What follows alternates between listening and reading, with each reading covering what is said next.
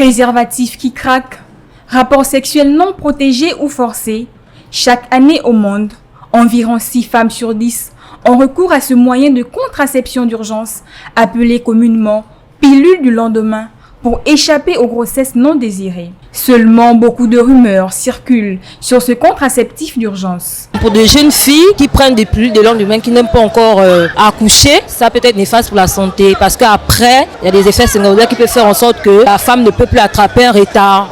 Pour moi, la pilule du lendemain n'est pas bien pour la femme. Vu qu'il y a certaines femmes qui ont les problèmes pour concevoir, si tu prends une pilule du lendemain, tu peux avoir des problèmes pour attraper le retard. Selon la spécialiste, la pilule du lendemain a pour objectif d'empêcher la fécondation de l'ovule par le spermatozoïde au lendemain du rapport sexuel, voire jusqu'à 3 ou 5 jours après.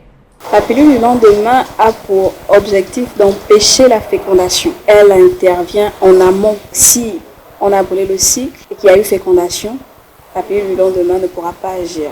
C'est pas pour l'avortement, contrairement aux autres médicaments abortifs. La pilule du lendemain n'entraîne pas de stérilité. Si on la prend plusieurs fois, il n'y a pas de risque de stérilité.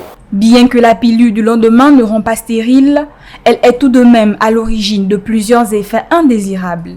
Seulement, il y a des effets indésirables comme la survenue de règles. Un peu plus tôt, il y a des crampes, il y a des nausées, il y a des vomissements en fonction des organismes.